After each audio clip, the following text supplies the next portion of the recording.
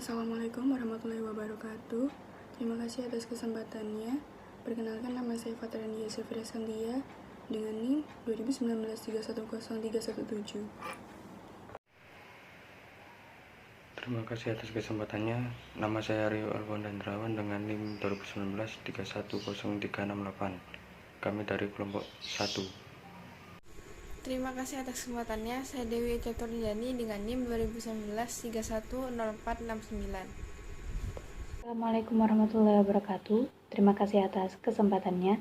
Nama saya Aminatul Fauzia dengan NIM 2019310481 dari kelompok 1. Terima kasih atas kesempatannya. Perkenalkan, nama saya Rizka Istihar dengan NIM 2019310587. Assalamualaikum warahmatullahi wabarakatuh. Terima kasih atas kesempatannya. Perkenalkan, nama saya Nabila Melisa Nur Aisyah, NIM 2019310800. Baiklah, di sini saya akan menjelaskan tentang pengertian dari SAP. SAP adalah, atau yang bisa kepanjangannya, yaitu System Application and Product in Data Processing.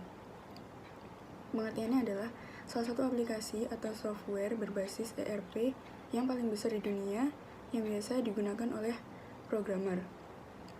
Software ini digunakan untuk mengembangkan dan mendukung suatu organisasi dalam menjalankan kegiatan mereka secara efisien dan efektif yang berhubungan dengan IT. Dengan menggunakan SAP, semua yang menjadi operasi perusahaan menjadi transparan, sehingga semua yang terlibat dalam operasional perusahaan di bidang SAP menjadi tahu dan bisa melakukan pengawasan yang ketat sehingga perusahaan biasa berjalan dengan baik. Di sini saya akan menjelaskan tentang sejarah SAP. Sejarah SAP yaitu pada tahun 1972, 5 mantan karyawan IBM, Hasso Plattner, Dietmar Hopp, Klaus Wilhelm-Reuter, Klaus Schirra, dan Hans-Werner Hector mendirikan sebuah perusahaan yang bernama SAP. Visi mereka adalah mengembangkan perangkat lunak atau suatu aplikasi untuk memproseskan bisnis yang bersifat real-time. Lalu, pada 1973, perangkat lunak akuntansi keuangan pertama selesai dibuat. Mereka menamai aplikasi ini dengan sebutan sistem RF, yang merupakan perubahan lanjutan dari sistem R1. Pada tahun 1974, SAP merubah sistem RF dari DOS ke OS, atau sistem operasi. Pada tahun 1979, SAP mulai menggunakan server pertamanya sendiri, yaitu Siemens 7738. Pada tahun 1986, SAP mendirikan anak perusahaan pertama di Austria. Pada tahun 1992, SAP R3 dirilis di pasar umum. 1996, SAP dinobatkan sebagai Company of the Year untuk ketiga kalinya oleh Manager Magazine. Pada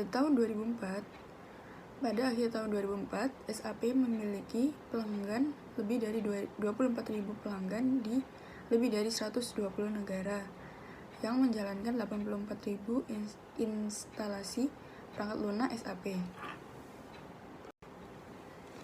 Baiklah, di sini saya akan menjelaskan tentang sejarah ERP.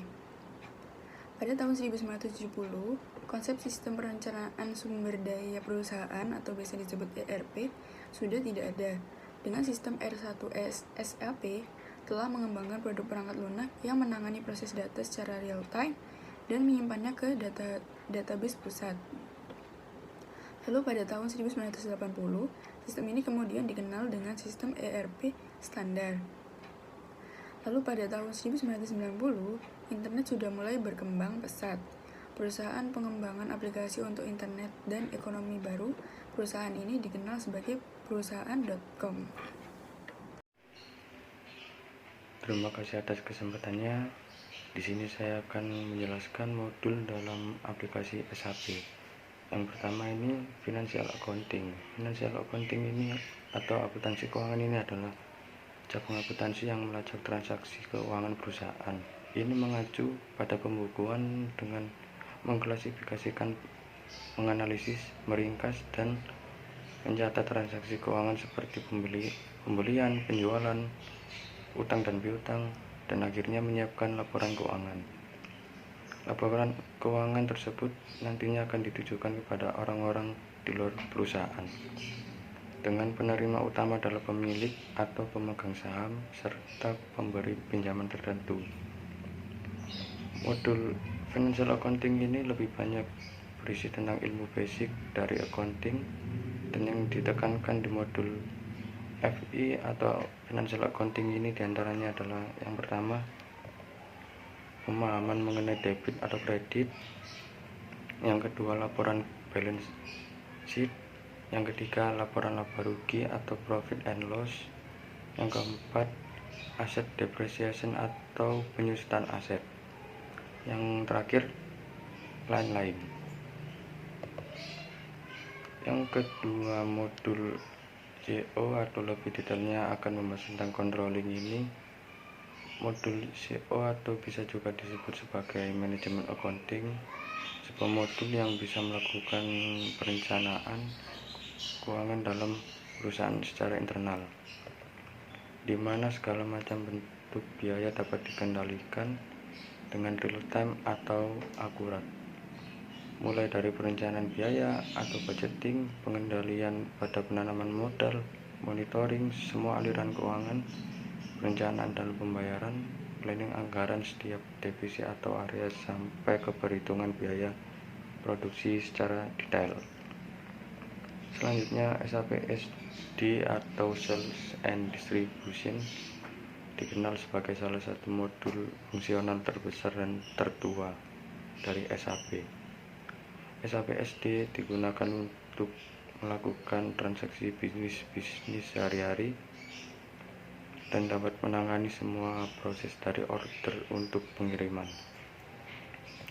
Operasi utama dari model ini adalah RFP atau Request for Proposal, memproses sales order, pricing atau penentuan harga, memilih atau proses gudang lainnya, packing, penagihan, manajemen risiko, dan pengiriman.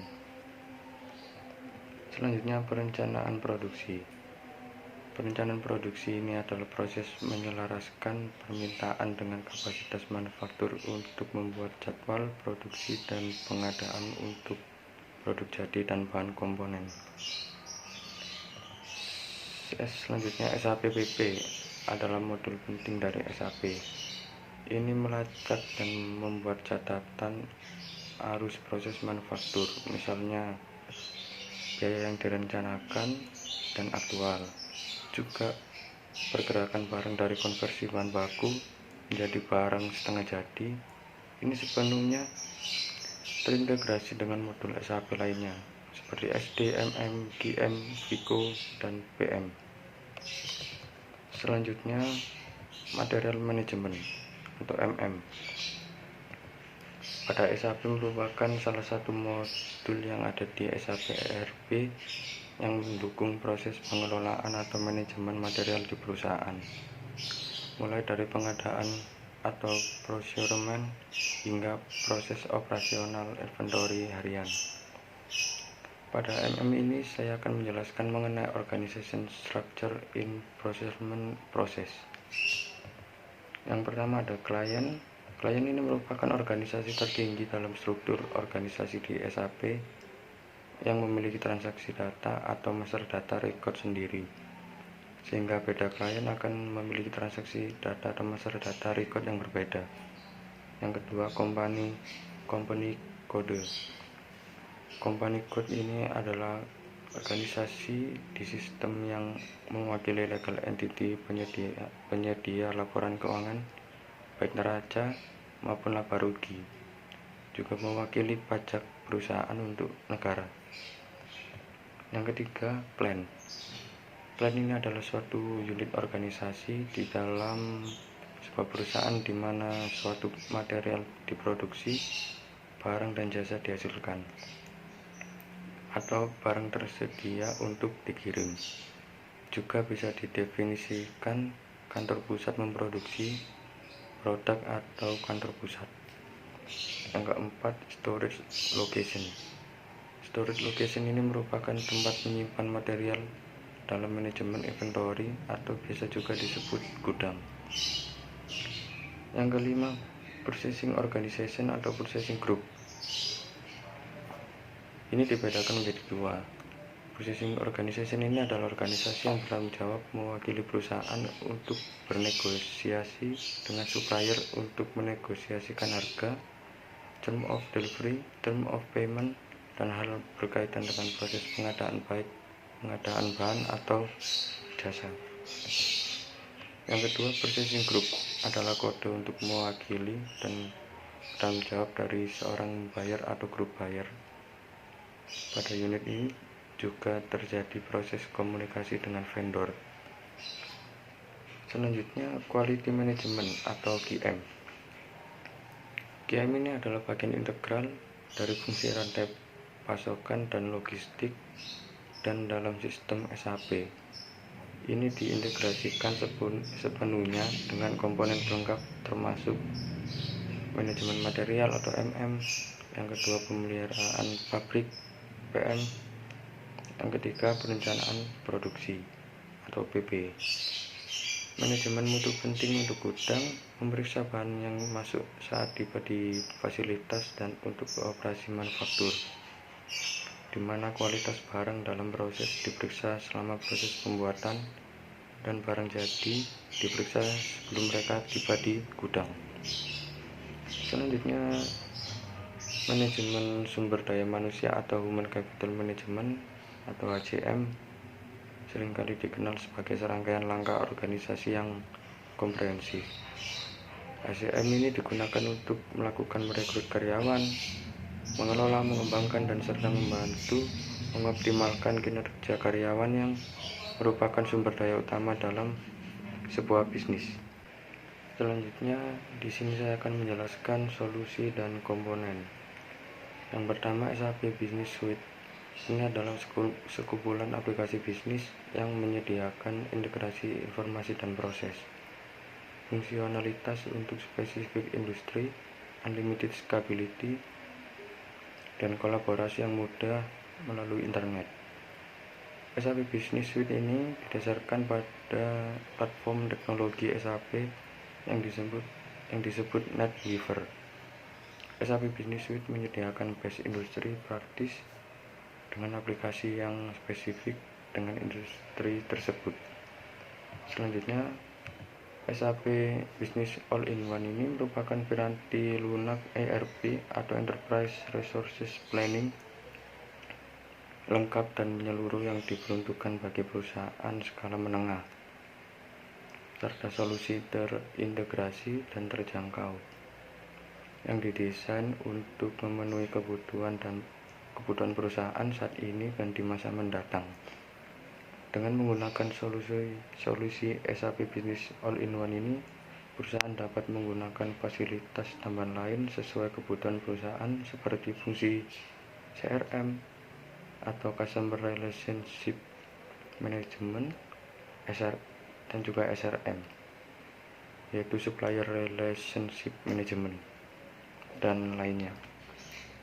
Selanjutnya, SAP Business One ini membantu Anda menyederhanakan dan merapikan operasi bisnis Anda dari akun dan keuangan, penjualan, dan manajemen hubungan pelanggan atau CRM hingga produksi dan MRP. Ini akan membantu Anda menjalankan bisnis dengan lebih baik. Kendalikan perusahaan atau anak perusahaan Anda dengan solusi yang dirancang khusus untuk UKM. Lebih dari 50.000 organisasi yang berkembang di seluruh dunia, lebih dari 150 negara kini mengandalkan SAP Business One. Selanjutnya, di sini saya akan menjelaskan juga navigasi SAP. Masuk dan mempersonalisasi antar muka pengguna. Yang pertama ada SAP GUI dan SAP Logon. SAP GUI ini adalah perangkat lunak yang dihasilkan pada komputer yang memungkinkan pengguna untuk berinteraksi menggunakan keyboard dan mouse dengan server SAP yang biasanya di-hosting di lokasi yang jauh. Kemungkinan besar di server jarak jauh di pusat data. Menggunakan antarmuka pengguna grafis lokal untuk berinteraksi dengan server jarak jauh berarti bahwa tidak ada informasi yang berasal dari sistem yang disimpan di komputer Anda. Tetapi semua data kecuali preferensi lokal Anda disimpan dan diamankan di server yang dikelola oleh perusahaan Anda dan secara terpusat diperbarui. Selanjutnya SAP Logon. Ini untuk memulai SAP GUI, SAP menyediakan program lain yaitu SAP Logon. Saat Anda memanggil SAP Logon, maka Windows akan menampilkan list SAP sistem di mana Anda dapat melakukan logon. Sebelum Anda logon untuk pertama kali, sistem administrator akan memberikan password default. Pada saat proses logon, Anda harus memasukkan password baru yang hanya Anda ketahui sendiri. Setelah itu, gunakan password yang telah Anda buat setiap logon. Selanjutnya dilanjutkan oleh rekan saya. Terima kasih. Di sini saya akan menjelaskan tentang navigasi dalam sistem SAP. SAP isi akses, screen struktur atau struktur layar. Layar SAP isi akses adalah layar awal default dalam sistem SAP. Sisi layar sebelah kiri berisi hierarki pohon dari menu yang tersedia di SAP sistem. Sedangkan sisi kanan layar untuk menampilkan logo perusahaan. Grafik dibuat tersedia secara terpusat oleh administrasi sistem dan tidak bisa disesuaikan oleh pengguna.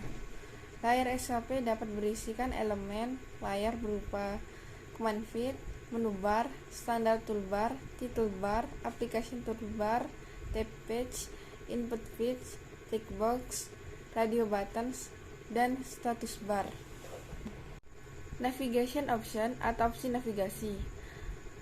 Untuk menavigasi dalam sistem SAP, kita dapat melakukan beberapa opsi. 1. Masukkan kode transaksi di kolom perintah. 2. Pilih item dari menu di menu bar. 3. Pilih item dari daftar favorit atau dari menu pengguna berbaris peran. Dalam navigasi option, terdapat 3 elemen, yaitu transaction kode, menu, favorit, atau user menu.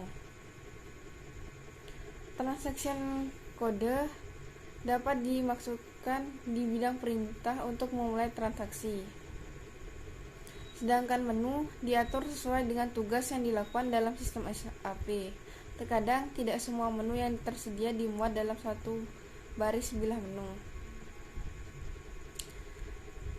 Terakhir, kemampuan untuk mengatur menu favorit atau pengguna, yaitu menavigasi langsung ke transaksi fungsi dan laporan yang sedang dilakukan. Dalam menggunakan kode transaksi, memasukkan kode transaksi sistem di bidang perintah untuk langsung membuka transaksi atau fungsi. Kode transaksi dapat ditemukan dengan cara pertama, menavigasi ke transaksi, lalu memilih sistem AE status konveksi. Berikut adalah kode transaksi. 1. Garing N yang digunakan untuk membatalkan transaksi yang dilakukan. 2. Garing NXXXX digunakan untuk menginisialisasikan transaksi spesifik langsung dari transaksi lain. 3. Garing 0 menunjukkan dari berbagai sesi. 4. Garing OXXXX menginisialisasikan transisi spesifik dalam sesi yang baru. 5. Garing NAND yang digunakan untuk mengakhiri atau menutup SAP dengan konfirmasi terlebih dahulu. Selanjutnya, garing next yang digunakan untuk mengakhiri atau menutup SAP dengan tanpa konfirmasi terlebih dahulu. Yang terakhir ada garing I yang digunakan untuk menghapus sesi yang sedang berlangsung. Selanjutnya yang akan saya jelaskan adalah navigasi SAP, menavigasi dalam sistem SAP. Ada role based user menu atau menu pengguna berbasis peran. SAP menawarkan dua format untuk menampilkan menu transaksi, laporan, atau berbasis web. Aplikasi yaitu menu standar SAP dan menu pengguna berbasis peran. SAP menu standar adalah daftar lengkap dari semua kemungkinan transaksi dan laporan yang ditawarkan oleh sistem. Menu pengguna berbasis peran adalah kumpulan aktivitas yang digunakan dalam skenario bisnis. Pengguna dapat mengakses transaksi, laporan, atau aplikasi berbasis web. Melalui menu berbasis peran, pengguna juga dapat mengubah aspek peran yang mereka tetapkan, misalnya membuat daftar favorit mereka sendiri. Selanjutnya, menggunakan favorit, yaitu di SAP Easy Access, Anda dapat membuat daftar favorit yang berisi transaksi, tautan ke file, dan alamat internet. Selanjutnya, status bar. Bila status menyediakan informasi umum tentang sistem dan transaksi SAP atau tugas yang dikerjakan. Di sebelah kiri bila status, pesan sistem ditampilkan. Ujung kanan bila status berisi 3 bidang. 1 dengan server informasi dan 2 dengan informasi status. Di ujung kiri bila status mengidentifikasi pesan kesalahan dan mengidentifikasi pesan sistem lainnya. Untuk menyembunyikan bidang status, pilih panah di sebelah kiri bidang. Untuk menampilkan informasi sistem berikut, pilih masing-masing di bidang status pertama. Sistem, klien, pengguna, program, transaksi, dan waktu respon. Bidang status kedua menampilkan server yang disambungkan. Ketiga, bidang status menentukan mode entry data. Dengan memilih bidang ini, pengguna dapat beralih antara mode sisipkan INS dan timpa OFR. Selanjutnya, SAP Library. Software yang berbasis ERP yang digunakan sebagai alat untuk membantu manajemen perusahaan, perencanaan hingga melakukan operasionalnya secara lebih efektif dan efisien. Selanjutnya akan dijelaskan oleh rekan saya. Terima kasih atas kesempatannya. Saya akan menjelaskan tentang navigasi SAP menggunakan bantuan lapangan atau biasa disebut dengan Field Help dengan bantuan F1 dan F4. Gunakan F1 untuk bantuan tentang bidang, menu, fungsi, dan pesan. Bantuan F1 juga menyediakan informasi teknis di bidang yang relevan, misalnya ID parameter yang dapat digunakan untuk menetapkan nilai ke bidang untuk pengguna. Gunakan F4 untuk informasi tentang nilai apa yang dapat dimasukkan. Pengguna dapat mengakses bantuan F4 untuk bidang yang dipilih menggunakan tombol tepat di sebelah kanan bidang. Jika bidang masukan ditandai dengan ikon tanda centang kecil, maka pengguna hanya dapat melanjutkan aplikasi dengan memasukkan nilai yang diizinkan. Pengguna dapat menandai banyak bidang dalam aplikasi untuk menjadikannya sebagai bidang entry wajib atau kolom entry opsional dan dapat menyembunyikan bidang menggunakan transaksi atau varian layar atau menyesuaikannya. Untuk tampilan F1 Help dan F4 Help ada di bagian bawah.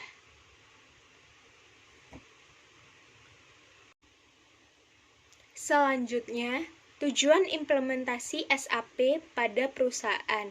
Yang pertama, meningkatkan kecepatan bisnis. Tujuan ini mencakup peningkatan respon terhadap tren pasar yang terus berubah-ubah. Selain itu, peningkatan layanan konsumen juga merupakan tujuan lainnya. Yang kedua, meningkatkan konsistensi. Dengan menggunakan SAP, maka pengguna bisa memastikan bahwa SAP berjalan dengan baik. SAP mampu meningkatkan fungsi monitoring pada bagian kontrol masing-masing divisi. Dengan kelebihannya, saat ini banyak produk SAP di Indonesia yang dapat dipilih di pasaran. Namun, memilih produk SAP yang sesuai dengan profil perusahaan tidak semudah yang dibayangkan. Perusahaan perlu melakukan perencanaan yang matang agar SAP dapat meningkatkan produktivitas dan profit perusahaan. Sekian presentasi dari saya. Slide selanjutnya akan dilanjutkan oleh rekan saya. Terima kasih. Baik, di sini saya akan menjelaskan tipe data SAP. Dalam tipe data SAP ada dua kategori. Yang pertama yaitu data transaksi, yang kedua adanya master data. Dalam data transaksi, yaitu ada dua. Yang pertama, data yang digunakan untuk melakukan transaksi di SAP, contoh pada pembuatan purchase order. Yang kedua yaitu setiap transaksi akan tersimpan di dalam satu dokumen tertentu. Selanjutnya, master data. Dalam master data ada dua. Yang pertama yaitu data utama yang harus dibuat dengan benar supaya transaksi bisa dilakukan. Contoh, material master, vendor master, dan customer master. Yang terakhir yaitu master data yang tersimpan secara terpusat dan digunakan oleh seluruh modul aplikasi dalam sistem SAP. Yang terakhir yaitu prinsip SAP. Pada prinsip SAP ada dua platform. Yang pertama yaitu platform bisnis dan yang kedua yaitu platform teknologi. Ada 5 platform dalam bisnis. Yang pertama, keuangan. Dalam keuangan ada akuntansi keuangan, pengendalian perusahaan, perbendaharaan, dan sistem proyek. Yang kedua yaitu logistik. Ada penjualan dan distribusi, manajemen material, perencanaan produksi, manajemen mutu, dan pemeliharaan pabrik. Yang ketiga yaitu sumber daya manusia.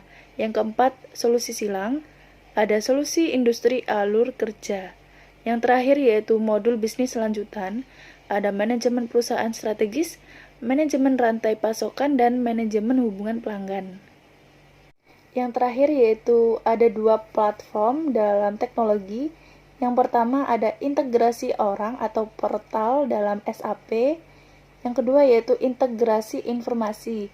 Ada gudang informasi bisnis, manajemen pengetahuan, manajemen data master, manajemen proses bisnis, pengembangan ABAP, pengembangan J2EE atau Java Enterprise, dan yang terakhir yaitu ada database SQL. Terima kasih. Apabila ada salah kata, kami mohon maaf. Wassalamualaikum warahmatullahi wabarakatuh.